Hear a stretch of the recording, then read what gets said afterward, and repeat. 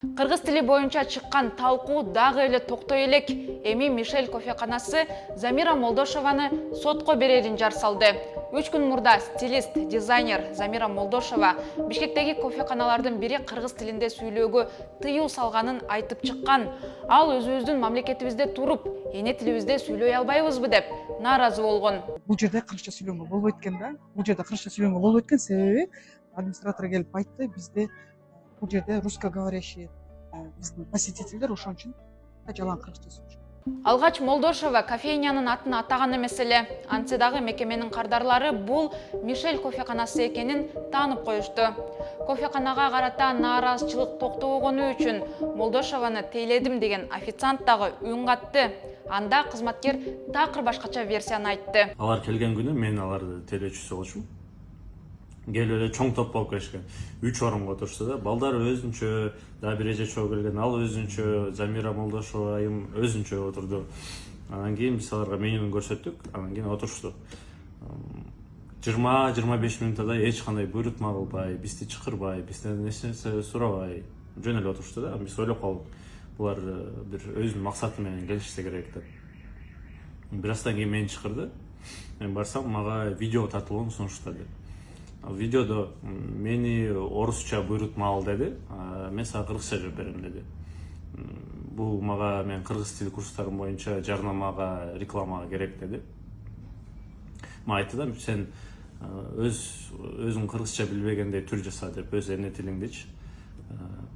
Андан кийин сен бетиң көрүнбөйт, үнүң эле угулат деди. Мен бул жакта иштегендиктен бизге официанттарга ар кандай видеолорго тартылганга болбойт да, бул мекеменин ичиндечи. Мындай билдирүүгө Замира Молдошова дагы жооп берди. Ал элге жасаган кайрылуусунда кичи бизнеске зыян келтирбеш үчүн атын атабаганын түшүндүрдү. Ал эч кандай тил курсу жоктугун белгилеп, кофегана бет тырмоочулук кылып жатат дейт. Видеомдун бир эле максаты бар болчу. Кыргыз тили кордолбосо экен. Ошол видеодо мен ошол кофейнянын атын да айткан эмес элем. Ошоктогу жаш балдар келип, тентек балдар келип талкалап кетпесе экен, кичинекей болсо дагы бул бизнес жабылып калбаса экен дегем. Мен ошол сынды аз да болсо оңолотко, аз да болсо өзүбүздүн элибизден кечирим сурайт го деп айткам. Бирок уялбагандан өзүң уял болуп, бет тырмоочу болуп, менде жок курсту айтып, менде эч качан тил боюнча курсу болгон эмес, жана болбойт. Мен тилчи эмесмин, мен дизайнермин. Эми силер жалгыз кечирим суроонун ордуна бет тырмай турган болсоңор, силердин ордуңарга мен кечирим сурайм.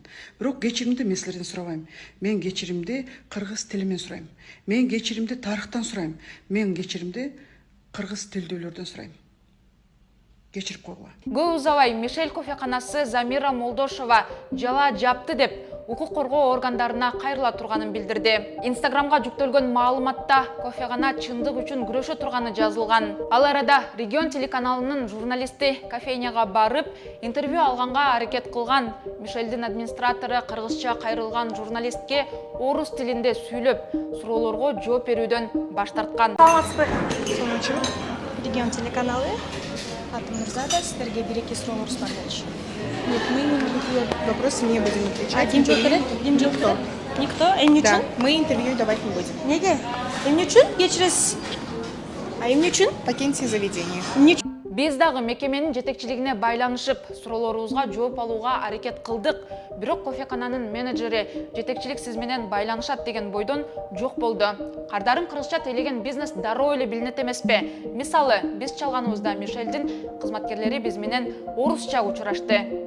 Ал эми Инстаграмдагы баракчасына көз жүгүртсөк, чырга чейинки жарыялаган маалыматтарынын баары орус тилинде. Баракча өзү 2019-жылы ачылган. Негизи эле кофеканада болгондор ичиндеги бардык жазуулар орусча жана англисче экенин айтып жатышат. Кофекана мына кыргызча иш алып барабыз деп кыргызча электрондук менюсун жарыялады. Мамлекеттик тил жана тил саясаты боюнча улуттук комиссиясы тарабынан Мишель кофеканасына эскертүү берилген. Ал арада интернет колдонуучулар ошол күнү болгон окуянын чоо жайына кофеканада тартылган видео чекит коет деп камерага тартылган видеону жарыялоону талап кылышууда. Ал эми Мишель ошол күнкү видео бар жогун ачык айта элек. Бул тууралуу пикириңизди жазыңыз. Аман туруңуз.